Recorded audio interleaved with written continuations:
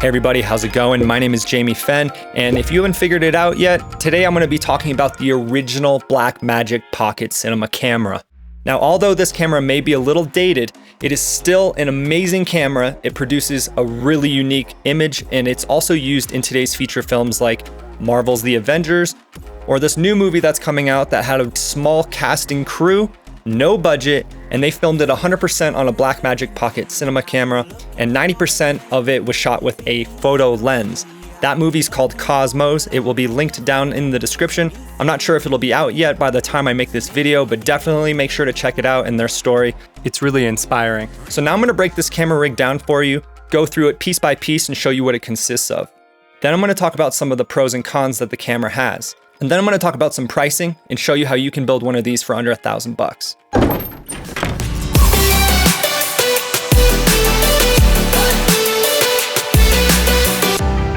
So first we have the camera itself, the lens, the cage, the adapter for the lens, the battery options, and my external monitor. Now you can see the camera itself, it's actually really small. It can literally fit in your pocket. And once you start to add a cage to it, kind of gives it a little bit more beef. You can hold on to it, and the top handle is definitely something that is required when you want to carry this thing around. I use a Metabone speed booster. It's really nice with this stabilized 24-105 f4 lens. What's great about this cage is that it has an HDMI clamp. It's kind of like a safety net so you don't mess up the port. Now this is the Feel World monitor that I use. It's pretty cheap and it does a really good job for what it needs to do. And I'm mounting it to the camera actually using a ball joint that came with my Aperture LED light. What I really like about this monitor is that you can power the camera through the 8.4 volt DC out port on the bottom. You don't have to rely on those little batteries. If you use the stock L mount that comes with the external monitor, you can just attach the microphone to the side of it. Voila, you have an awesome camera. Small and compact, it's good for run and gun situations. There's also an ND filter that I recommend that you use for this camera. This is the Helios 44-2, and now you can see how even more compact this camera gets. So now I'm going to talk about some of the things that I love about this camera, and then I'm going to talk about some of the things that are just crap. First of all, the form factor is super tiny. If you get a native MFT lens and you put like a pancake on it, you can actually put it in your pocket. Second, the image quality is incredible. You can shoot RAW at 30 frames per second. You can also shoot ProRes, which allows you to have so much flexibility in post-production and for your color grading. This camera also has a natural grain to it. I've read online a lot of people miss the actual filmic look that this camera produces compared to the new Blackmagic Pocket 4K and 6K. There is just something about the grain that this camera has. There's just something about the look that this camera has that I'm addicted to. Now, those are the two main things that I really love about this camera. But there are a lot of downsides, but you can overcome them pretty easily. If you use these little batteries that it comes with, it is probably gonna last maybe 20 minutes. Not so good. So how I fix that is I actually just power the camera through the external monitor. I use one of these Sony NPF batteries, which lasts a pretty long time. You can buy different sizes, so you can check those out online. They do get somewhat pricey, but at the same time, it's powering your camera and your monitor. Next is the audio on the camera. Don't plan on using it straight out of camera. I actually don't use audio straight out of any camera. I always record from a studio microphone, or I have an external mic like this shotgun mic here. To be honest with you, I really don't ever attach this microphone to the camera, but if you do choose to use a microphone, make sure you get something that has some battery power and you can turn up the amp, because the amps inside the camera, they're terrible. This is the audio coming straight from the camera's microphone. And now this is the audio coming from the shotgun microphone with the volume turned up 20 dB. Another thing that is kind of a con is that there's no in-body stabilization, so I just use stabilized lenses or I put it on a gimbal, and most of the time this is just on a tripod in my studio unless I'm outside like running and gunning, but I use a stabilized lens if I'm kind of just, out and about. One more thing is the crop factor. Now it's 2.88 with native lenses, which is almost 3 times, so if you get a 10mm lens, it's automatically a 30mm lens.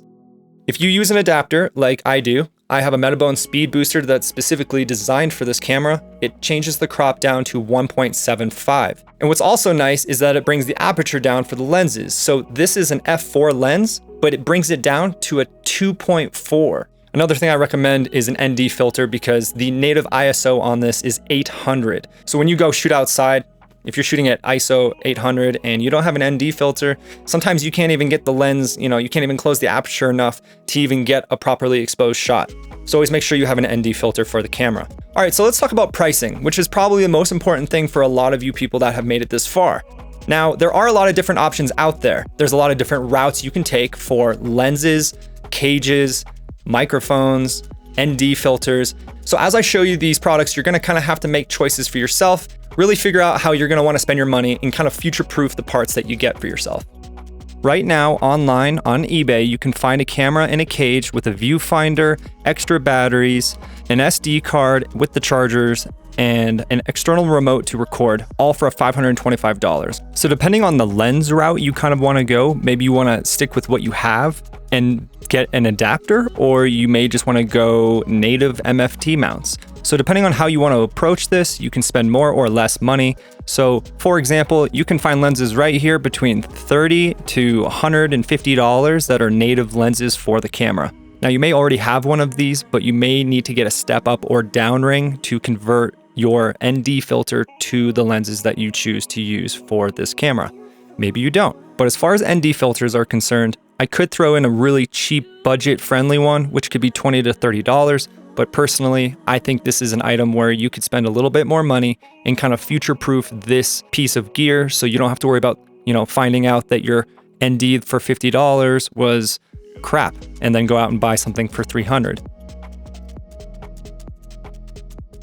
And while you're at it, feel free to get yourself an IR UV filter. This is the B&W IR UV cut filter. It cuts the UV that comes into your camera when you start to really crank up your ND filters. Maybe you don't want to go the native direction. Maybe you want to use an adapter and use your Canon glass or your Nikon glass or whatever you have. I highly suggest using the Viltrox adapters since we are going the budget-friendly way with this rig. They're much cheaper, and for the money, they are really good quality.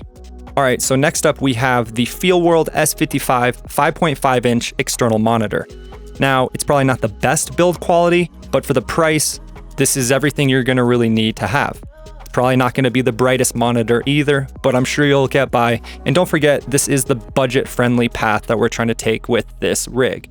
Last but not least, kind of optional, but I use the Shure VP83 lens hopper shotgun microphone.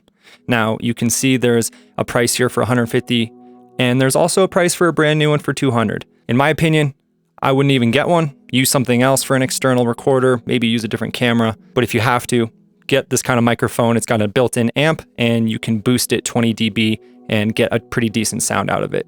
All right, so let's just do a quick recap. Camera, cage, batteries, viewfinder, external remote, all for $525. That's already a really incredible deal.